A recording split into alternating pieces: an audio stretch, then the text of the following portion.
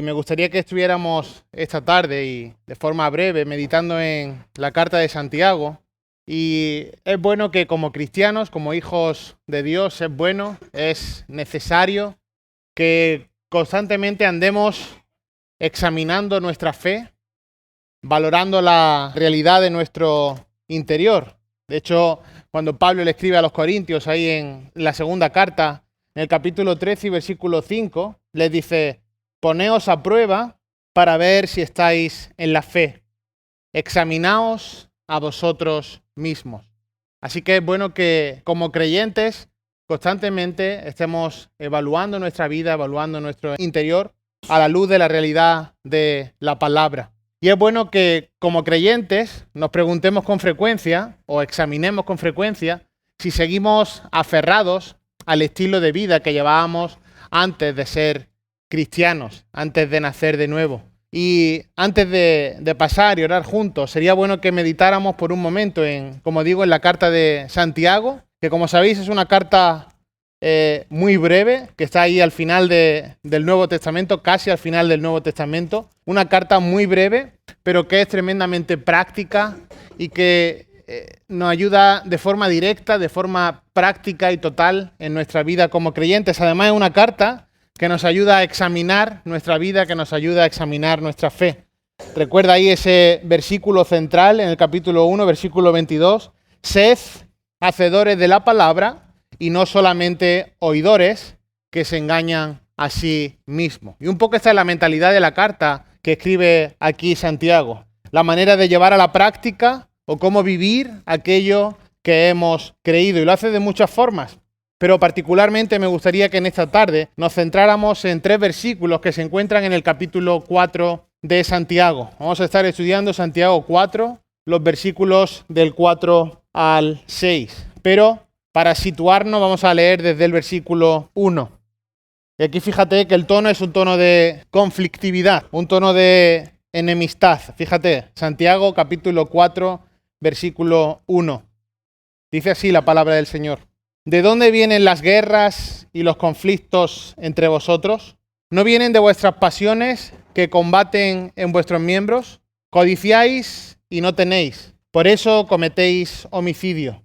Sois envidiosos y no podéis obtener, por eso combatís y hacéis guerra. No tenéis porque no pedís. Pedís y no recibís, porque pedís con malos propósitos para gastarlo en vuestros placeres. Oh almas adúlteras, ¿no sabéis que la amistad del mundo es enemistad hacia Dios? Por tanto, el que quiere ser amigo del mundo se constituye enemigo de Dios. ¿O pensáis que la Escritura dice en vano: Él celosamente anhela el Espíritu que ha hecho morar en nosotros? Pero Él da mayor gracia. Por eso dice: Dios resiste a los soberbios, pero da gracia a los humildes. Y esta es de nuevo la pregunta que quiero traer a nuestra mente. ¿Seguimos aferrados al estilo de vida que llevábamos antes de ser cristianos? ¿Seguimos aferrados a la tendencia del mundo, a la tendencia de la carne, y eso es dominante, preponderante en nuestro estilo de vida? Bueno, este texto que acabamos de leer en Santiago, y particularmente los versículos del 4 al 6, nos muestra que si no hicimos un esfuerzo consciente por separarnos de este mundo cuando nos entregamos a Cristo, si aún hoy no estamos luchando de manera consciente para separarnos, para luchar en contra de la tendencia del mundo, entonces debemos de evaluar si verdaderamente nuestra fe es genuina. Fíjate, Primera de Juan, capítulo 2 y versículo 15, dice en un versículo que conocéis: no améis al mundo ni las cosas que están en el mundo. Si alguno ama al mundo, el amor del Padre no está en él. Bueno, este versículo es claro y es práctico.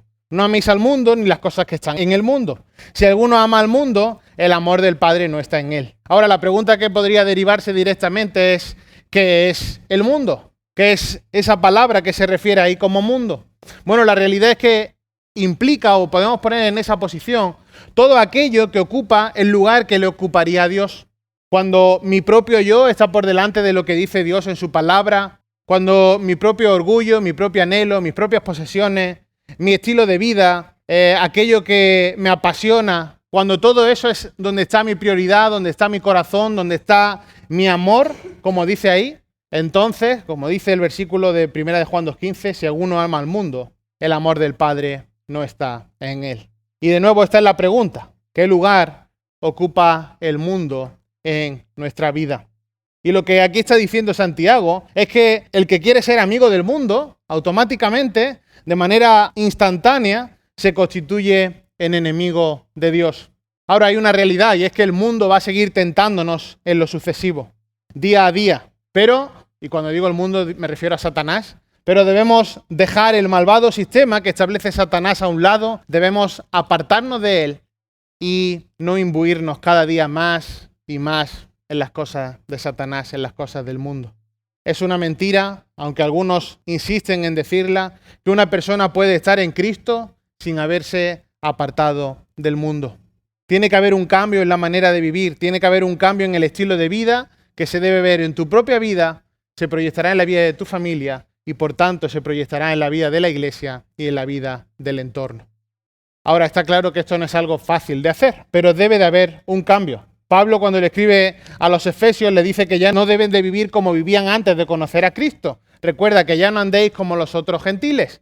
Y un poco más adelante les dice: despojaos del viejo hombre y vestíos del nuevo hombre. Entonces debemos de vivir de una manera que agrade a Dios conforme a la nueva naturaleza que Él nos ha dado.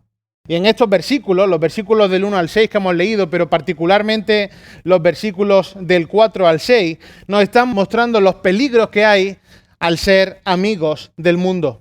Los peligros que hay al ser amigos del mundo. La conflictividad para con Dios.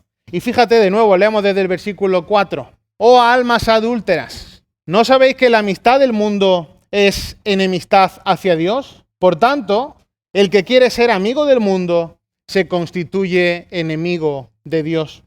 ¿O pensáis que la Escritura dice en vano: Él celosamente anhela el Espíritu que ha hecho morar en nosotros? Pero Él da mayor gracia. Por eso dice: Dios resiste a los soberbios, pero da gracia a los humildes. Así que estos versículos nos muestran el peligro de ser amigo del mundo. Y particularmente los versículos del 4 al 6, vemos que hay conflictividad con Dios, hay enemistad con Dios. Y en estos versículos, 4, 5 y 6, Santiago señala 3 características de los que están en conflicto con Dios. 3 características de aquellos que están en conflicto con Dios. La primera de las características aparece en el versículo 4, y es que, como no puede ser de otra forma, hay enemistad con Dios. Versículo 4, hay enemistad con Dios. La segunda característica está en el versículo 5 y es que no prestan atención a las Escrituras. No prestan atención a las Escrituras. Y la tercera de las características se encuentra en el versículo 6 y es que son orgullosos. Son orgullosos.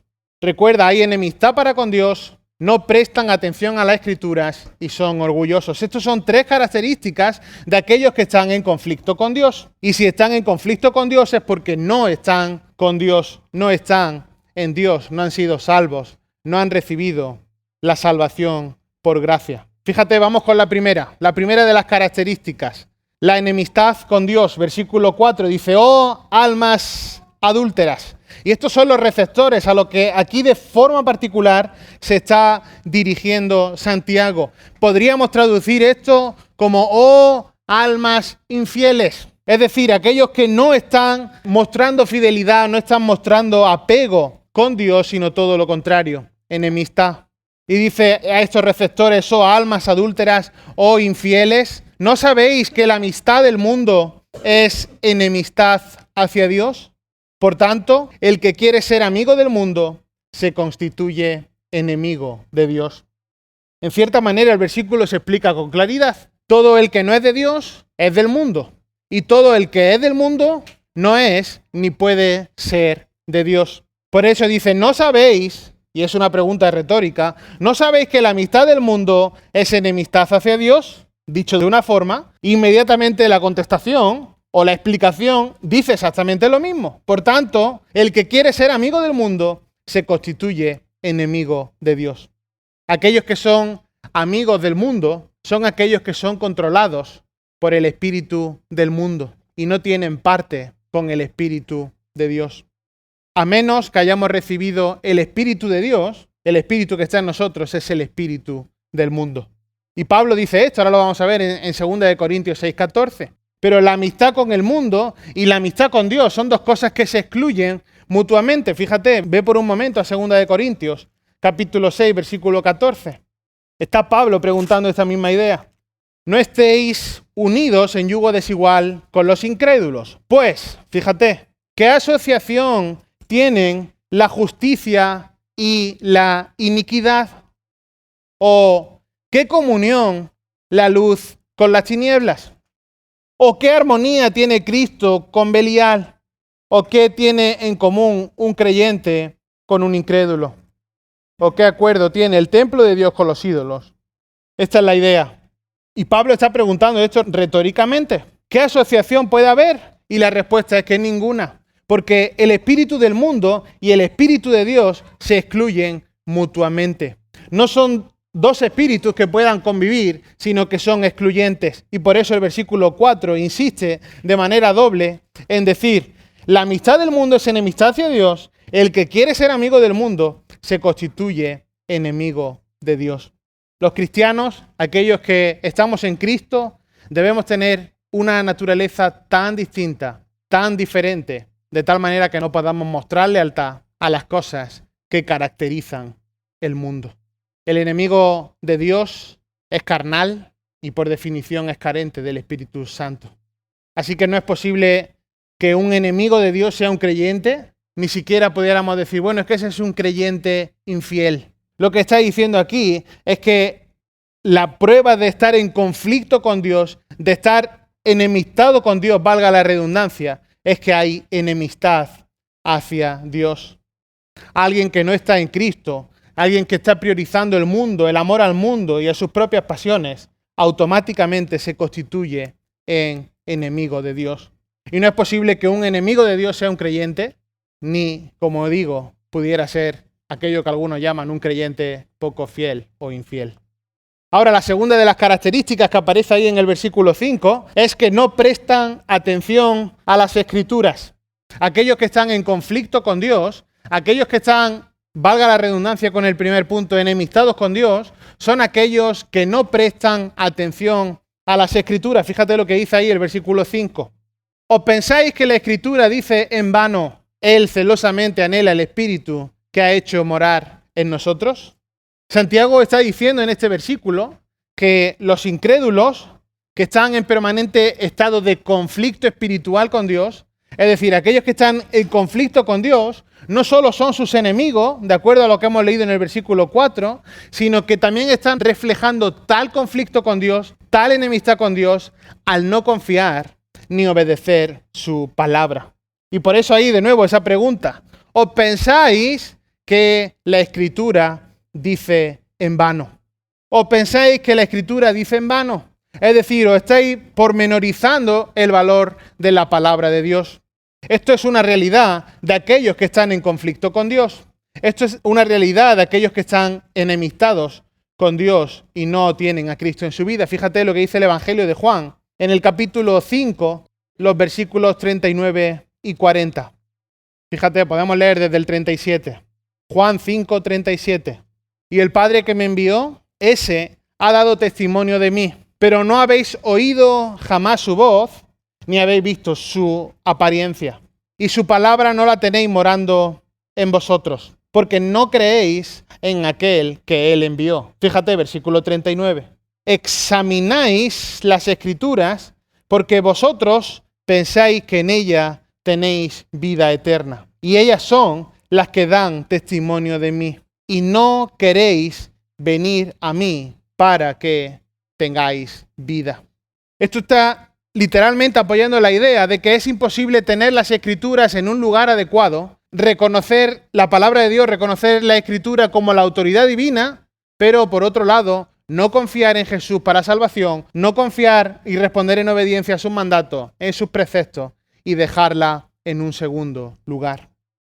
aquellos que están en conflicto con Dios, son aquellos que no le dan el lugar adecuado a la palabra de Dios. Son aquellos que toman en vano la Escritura. Son aquellos que la toman como un libro más. Son aquellos que cogen lo que le conviene de las Escrituras, pero no son aquellos que examinan fielmente la palabra y responden en obediencia a ella. Por eso Santiago pregunta así: ¿creéis que esto lo dice en vano la Escritura? ¿Creéis que es algo en vano? ¿Creéis que es algo que no tiene mayor importancia? Alguien que está en conflicto espiritual con Dios, alguien que no tiene a Dios, es alguien que no presta atención a las Escrituras. Hay una tercera característica que aparece aquí, que se encuentra en el versículo 6.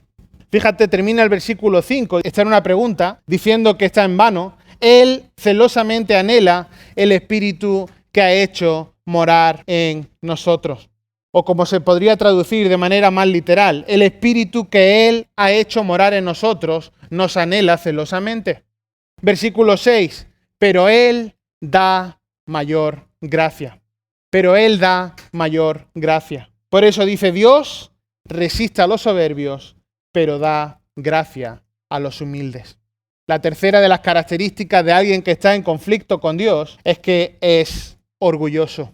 Vive en el orgullo. Y a pesar del corazón natural, incrédulo y terrenal de los hombres, dice aquí el versículo una gran verdad. A pesar de eso, Dios da mayor gracia. Pero no la está dando a los impíos, no la está dando a sus enemigos, no la está dando a aquellos que son soberbios, sino que la está dando a un grupo particular, a un grupo específico que viene ahí definido como aquellos que son humildes. En su caso contrario, aquellos que son soberbios, lo que Dios hace es resistirlos.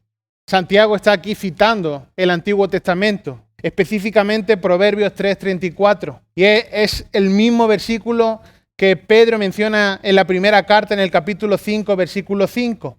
Dios resiste a los soberbios y da gracia a los humildes. Dicho de otra forma, si una persona está llena de deseos, de ambiciones, de orgullo, de amor al mundo, del yo, de mis propias aspiraciones, de qué es aquello que puedo conseguir por mí mismo, por mi propia fuerza, para adquirir tal posesión, tener tal estándar de vida, entonces alguien así no puede pretender esta mayor gracia que Dios da. Por eso dice: Dios resiste a los soberbios, pero da gracia a los humildes. Dios está en pleno orden de batalla, está en plena lucha contra los soberbios. El orgullo, ese pecado que de forma tan grande aparece en la Escritura, es el pecado fundamental del que muchos otros emanan.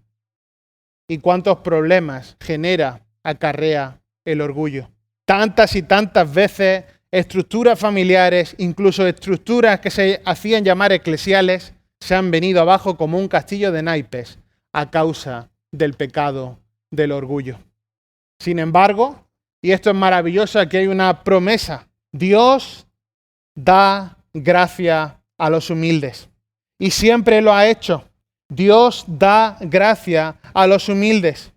Dice el principio del versículo 6, Él da mayor gracia, y al final del versículo 6, da gracia a los humildes. Los verdaderos cristianos, aquellos que están en Dios, aquellos que no están en lucha, aquellos que no están en conflicto con Dios, reciben de la gracia de Dios, reciben de la provisión perfecta y oportuna de Dios en cada momento. Los verdaderos cristianos, si estamos en Cristo, si tú y yo hemos sido regenerados por la gracia de Dios, no formamos ya parte de este sistema malvado mundial. Hemos sido escogidos, apartados, justificados, santificados y sacados fuera de este sistema. Y estamos en el mundo, sí, pero no somos del mundo.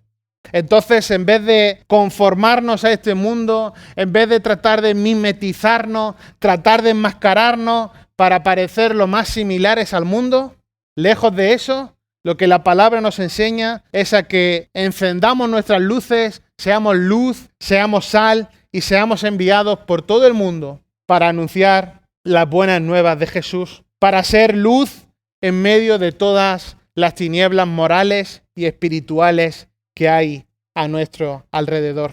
Si estamos en Cristo, querido hermano, hemos sido crucificados para el mundo. Lo hemos vencido gracias a la obra de Cristo en la cruz y ahora debemos permanecer sin mancha en medio de este mundo. Fíjate lo que dice Primera de Juan, ahí en el capítulo 5, los versículos 4 y 5.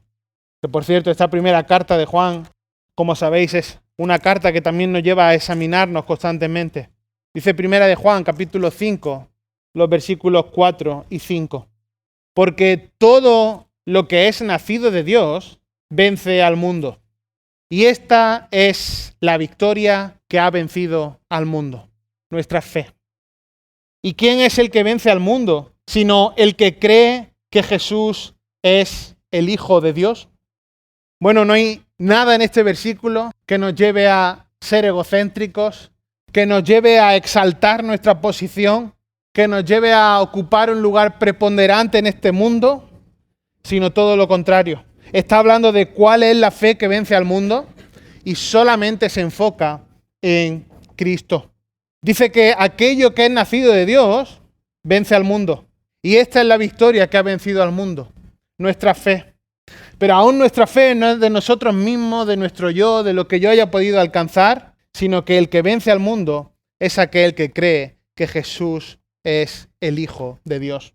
No hay forma de no estar en conflictividad con Dios porque seamos buenos, porque tengamos buenos deseos, porque tengamos buenas aspiraciones, sino que la única forma de no estar en conflicto con Dios es al acogernos a los méritos de Cristo en la cruz del Calvario. Solo por medio de Cristo es que la barrera de la enemistad, la barrera del conflicto puede ser vencida.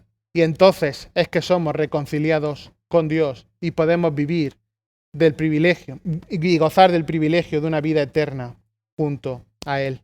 Si hemos crucificado con nosotros el mundo, si decimos que somos más que vencedores en Cristo, entonces ahora debemos de conducirnos en medio de este mundo en obediencia y de una manera que agrada a Dios. Entonces es tiempo de que examinemos nuestra vida. Y la primera pregunta que debemos de hacernos es si verdaderamente estamos enemistados con Dios. Si estoy enemistado con Dios, el motivo puede ser porque fundamentalmente mi prioridad está en el mundo, en el amor al mundo, en mi propio deseo, en mi propia aspiración, en aquello que me agrada a mí.